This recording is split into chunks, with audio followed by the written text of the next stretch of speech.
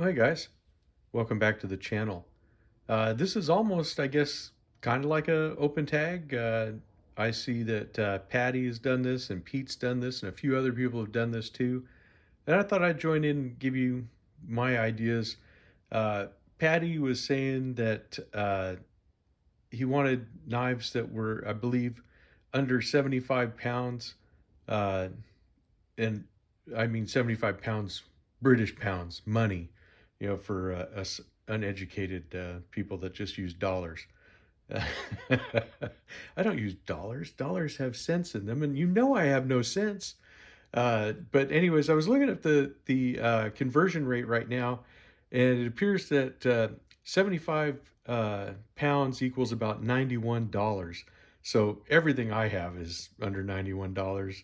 I don't think I have any knives that cost more than that at all. I'd be shocked if I did. Maybe they do on the secondary. I don't know. Some of my older knives definitely do, but I'm not a rich guy. I'm just a humble YouTuber. You guys know that. So, anyways, we'll go through some EDC knives, and I have actually more than five because I have uh, five locking knives, but then I have well, actually, there's more than five locking knives, but then I have like some small knives and some slip joints and stuff. But we'll go all through that. But these are all good choices just for EDC, especially if you're starting out on a budget. And one of the great bargains out there, if you guys watched my live stream, this guy was on there this last time, is this Sitvian. This is the ST119 and D2 steel. As you can see, I use it. It's dirty, but this is a very nice knife. It's assisted open or not assisted opening. I'm sorry. It is a flipper tab, but it has this cutout here, so you can spidey flick it and stuff if you want. And I love the carved G10 on this. Just such a fantastic grip. And these knives don't really get a whole lot of fanfare. And I'm not suggesting that they're just beater worthy, but I mean for a uh, everyday work knife, if you're just starting out and you're on a budget, and like I said, we'll go through the locking knives. That's why I got the other ones because depending on your jurisdiction, this may or may not be something that would get you in trouble, with your local laws and stuff. So definitely make sure you know what you can carry and where you can carry, so you don't get in trouble.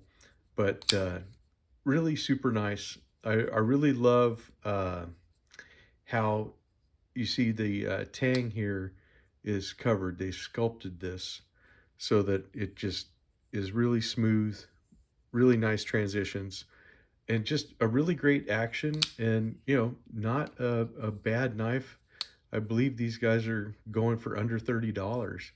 But what a fantastic knife. We'll put him up here. Another great one. You guys saw that this was my favorite knife of last year, and this is the Petrified Fish Victor. And as Jerome will tell you, it's the FP something or other. I don't know. I don't do model numbers all the time, especially if they're not written down. But the action on this knife is just absolutely awesome because you don't even have to do anything. It just follows that pivot right around with the weight of the blade. It's almost like it's on hydraulics. It has this little cutout so you can spidey flick it if you're a righty. That was me doing it, but I love this clip point shape. The swedge on there is just awesome. This knife, it just hits it out of the park for me on so many levels. Still a favorite, and one that a lot of times, more times than not, if I'm heading out the door, this is always sitting on my little desk where I can grab it when I'm going to get a knife. Which is kind of the same way with this one too. The Rosecraft Blades Mohawk. I love the harpoon shape. Great grip. Fantastic blade. Love the design. It has a really nice action. If I can get it to get past the detamp point there, my thumb got in the way because you see how that will hit your finger when you're closing it. But really comfortable knife to use, fits really well in the hand. flipper tab does not get in the way. It becomes part of that finger guard. There is a little bit of like a place where if you really wanted to choke up on it, you could, but there's not a lot of room up there. But still, just a fantastic knife. Has thumb studs or the flipper tab, so you can open it whatever way you're comfortable with doing it. But again, a really good knife. And another one that this is the Honey Badger. This is the large Tanto. Again, it has the cutout, has the flipper. Great action. This is, if I don't grab the Petrified fish, I'm probably grabbing this one. It just depends on the day and whether I feel like I'm in a blue mood or a green mood, I guess. But this definitely will fit the bill. This is in the 8CR13 MOV steel, and I think that this is an excellent choice for a work knife. They do make a D2 version. If you really want the D2 steel, you can do that too.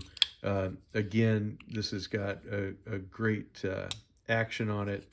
It's just, a fantastic knife. Really, really like it. Definitely want to get some more Honey Badgers for 2023, at least one more. But let's go with a couple other choices. This will be the last locking knife that's on there. But I just wanted to get out this little Schrade because this knife here, like I said, I bought this. This is still a USA made Schrade. I bought this in the late 90s. This thing was my EDC knife for a really long time. It's small, lightweight, doesn't, take up any space, and is a perfect knife for getting you through your day. This, has done everything. Opened packages, been a knife for whenever I needed a knife. If I needed to cut something, it was there. I do know that it is the Schrade Plus, so it's whatever stainless they were using then. I don't know if it's a 440. More than likely it is.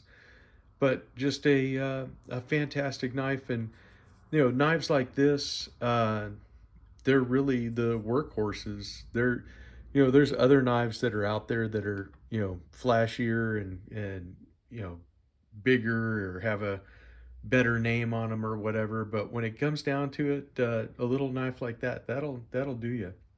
Speaking of little knives, this is the first of our slip joints, and this is just the old timer Pal. Uncle Henry has the Roadie, but the Pal hasn't been on the channel in a little while. Nice little single bladed knife that will do anything. Again, nice little fifth pocket carry, lightweight, stainless. It's the 12OT, but this kind of knife, again, just like this other Schrade, these are the kind of knives that will actually, more than carry their weight on any given day.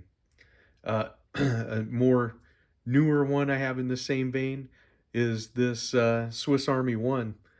It's a fantastic knife, lightweight, enough blade to get you through whatever you got going on. This will definitely take care of you. You can, if you feel more like a multi-tool option for your EDC, then any of the Swiss Army knives that are out there will do it. A Leatherman multi-tool will do it. A Gerber multi-tool, kind of whatever it is that you're thinking that you would want to do. A newer option, but probably a better steel for a lot of people, is this APTA series from Rough Rider. Fantastic action. A VG10 blade. They come in different handles and different blade shapes. You can swap the blades between the handles. The only thing I've heard is that you have to swap the spring with them because the springs are set up for the blade, and that's something that you'll want it to fit and to work. But VG10 and these blades or these knives are going anywhere. I think the least expensive one is $16. The most expensive one is like $40. Definitely fits in that budget range that we're looking at. And that is, look at that chunk of steel. Look at that blade. I mean, in VG10, you can't go wrong with that. I mean, that's gonna get you through whatever you got going on. Let me make some room here. But yeah, that's definitely a knife that is a plenty of work knife, plenty of stuff to get you through your day. Oh, you know what? I just realized I have four knives. I've got these off to the side and I forgot my other locking knife. Duh. Oh well. It's an RJ special.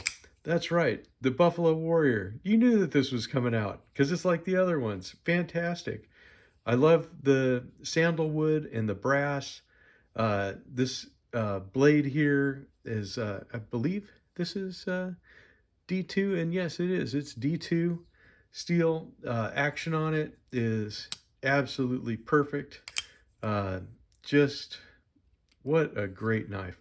So yeah, if you can have a flipper knife, uh, definitely take a look at the Roper. And remember, I do have a code in the description box where you can get 20% off of Roper knives. So definitely take a look at that. I can't believe I forgot that. It's such a beautiful knife. Look at it. That's gorgeous.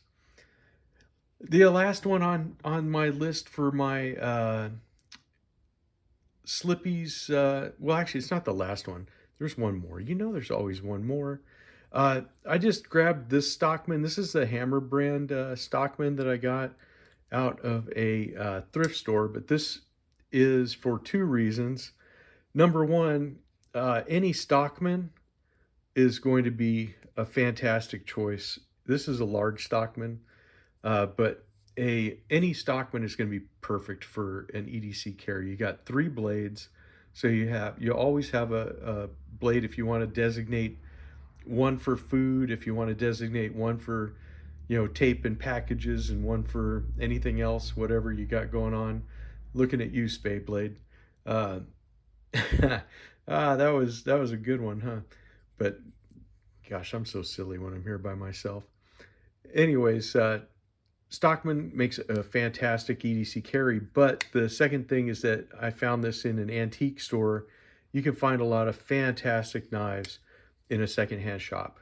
You can take a look at them, you can inspect them, you can you know test them out, see how they are, but give new life to an old blade. Uh, Definitely something for an EDC, especially if you're on a budget, and you can usually get stuff there on the secondary market a little bit cheaper than when you're buying something new. So that's always an option for you. Also, if you want to do modifications to knives, or if you want to have knives to take apart and put back together, or see if you can, or if you want to learn sharpening and stuff like that, it's great to just pick up something that's maybe $5-10. If something goes catastrophically wrong, then it's not a big deal. But now we come to the last. This is the last, and this one is great for an EDC. And why is it great for an EDC? Because I'm going to tell you why. Pete, you hooked me up, brother. You hooked me up. I saved the best for last. Why is this a great EDC? Because number one, it is a knife. It has more than one blade, so you have that going for it. You have the multitasking and multi-purposes there. But with these bone covers like this, you look good while you're doing it, and that's part of the whole thing. Is that you got to have some style with your EDC, right? So if you're looking for something that can do it all, then you get a knife like this that when you pull it out, it's a showstopper right there. People are going to look and see, and they're going to wonder, what in the world do you have there, because it looks so good. And that is the key to EDC, is it's not how you do it, but how good you look at the finish, right? So there you go. I don't have enough room on my board, so I do if I fold it up and close it up, but that's okay because you can still see that gorgeous Caribbean saw cut bone. Easy for me to say. Anyways, guys, that does it. I hope you enjoyed this. You enjoyed my ramblings and me cracking myself up and all the other silly things that I do. Be sure to join me on Friday. We'll be taking a look at the elk hunter that Pete gave me in that prize package. That is one heck of a hunting knife, and we're going to be going over that. I know that some people have asked me questions about it, and hopefully I will be able to answer all the questions that they have. So join me for Fixed Blade Friday for that. We got all kinds of stuff in the pipeline, guys. Don't forget about RJ's lives on Sunday. I'd be glad to have you join in the fun and the shenanigans over there when we get together and we just have fun talking about knives. And that will do it. That will do it for this one. Thank you for coming along on the ride. I will definitely see you in the next one. Thanks, guys.